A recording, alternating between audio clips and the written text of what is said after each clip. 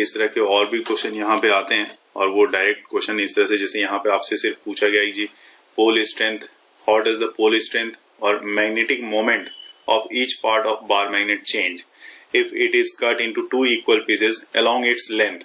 अगर यहाँ तक लेंथ के बारे में बोला गया है तो लेंथ के अलोंग मतलब ये लेंथ है, इसके अलोंग इस तरह से कट मार दिया, तो इसके अलोंग अगर इस तरह से कट मारते हो आप तो आपका बार मैग्नेट जो है कुछ इस तरह से दिखेगा। अब तो अभी क्या थी, इसकी लेंथ जो थी वहां पे आपके पास 2L की थी, तो लेंथ तो अभी भी यहाँ पे आपने इस तरह से बीच से कट मारा है तो लेंथ तो 2L की ही रहेगी।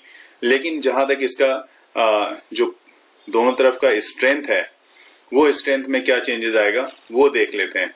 तो मान लो कि इससे पहले जो यहाँ पे इसकी स्ट्रेंथ रही होगी, ये QM से लिख रहा हूं मैं, ठीक है, और ये भी QM से लिख रहा हूं। अब ये दो पार्ट में डिवाइड हो गया तो ऑब्वियस सी बात है यहाँ पे जो इसकी पोल स्ट्रेंथ रही होगी वो QM/2 की हो गई होगी।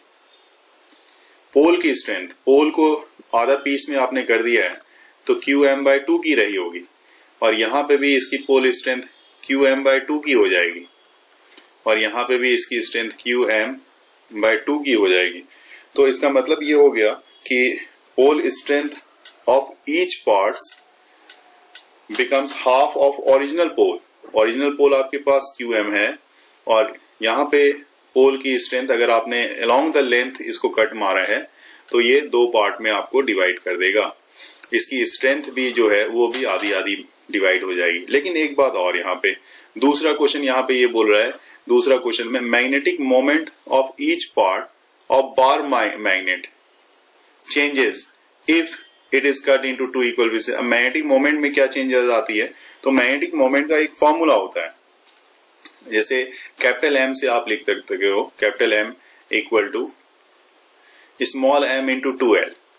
स्मॉल m जो है इसकी मैग्नेटिक स्ट्रेंथ है, तो मैग्नेटिक स्ट्रेंथ पहले कितनी थी, तो पहले जितनी थी वो पूरी की पूरी QM की थी, अब क्या हो गई, इसकी आधी हो गई। तो जब ये आधी हो जाएगी तो यह मतलब M/2 ये अगर ऐसा हो गया इंटू 2L करोगे तो ऑब्वियस सी बात है जो मैग्नेटिक मोमेंट होगी ये भी आधी हो जाएगी। तो magnetic moment of each part, जो ये पार्ट है आपका और ये पार्ट है, this becomes half of the original magnetic moment. Original magnetic moment जो थी आपकी ये वाली, इसकी भी आधी हो जाती है, क्योंकि स्ट्रेंथ, पोल स्ट्रेंथ ही आधी हो रही है आपकी। इसी क्वेश्चन में मैं ये बात करना चाहूंगा आपसे कि यहाँ पे आपने देखा कि अलोंग द लेंथ कट मारा गया, लेकिन अगर ट्रांसवर्स कट किया जाए, इस मैग्नेट को बीचों बीच इस तरह से कट कर दिया जाए, जैसा मैंने यहाँ पे इसको डिवाइड करके देखा है आपको, यहाँ पे कट कर दिया, तो पोल तो वही रहेगा ना, पोल तो नॉर्थ साउथ जो है वो वही रहेगा, उसमें तो चेंजेस आएगी नहीं। अगर ये नॉर्थ है ये साउथ है तो ऑब्वियस सी बात है अभी भी यहाँ पे कट मारने के बाद ये नॉर्थ और इधर बनेगा आपका साउथ, ठीक है। तो नॉर्थ साउथ,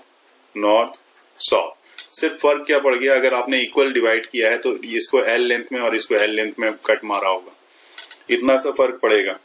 और लेकिन इसकी पोल स्ट्रेंथ में कोई चेंजेस आएगी क्या, नहीं, पोल स्ट्रेंथ में मैं बता दूं यहाँ पे कोई चेंजेस नहीं आती है। अगर आपने ट्रांसवर्स कट मतलब परपेंडिकुलर कट मारा है तो पोल स्ट्रेंथ सेम रहती है, ठीक है। लेकिन इसकी डायपोल मोमेंट फिर से क्या होगी, यहाँ पे अगर फिर से बात करें कि मैग्नेटिक की मोमेंट क्या हो जाती है, मैग्नेटिक मोमेंट, तो बिल्कुल इसकी लेंथ यहाँ पे आधी हो रही है, तो M तो यही रहेगा, capital M equal to small m, लेकिन यहाँ पे लेंथ L हो जाएगी।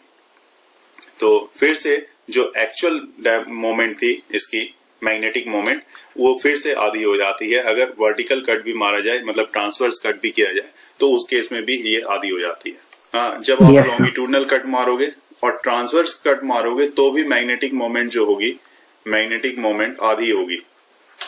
मैग्नेटिक मोमेंट इसमें भी आधी हो जाती है, हाफ हो जाती है। क्यों? क्योंकि इसमें क्या हो रहा है, इसमें चेंज हो रहा है कि इसकी स्ट्रेंथ आधी हो रही है। इसमें क्या हो रहा है, इसमें इसकी लेंथ ही आधी हो रही है। लेंथ टोटल 2L की थी, अब वो लेंथ L की हो गई। यहाँ पे आप L यूज कर रहे हो, जबकि एक्चुअल फॉर्मूले में तो M इंटू 2L का इस्तेमाल होता है।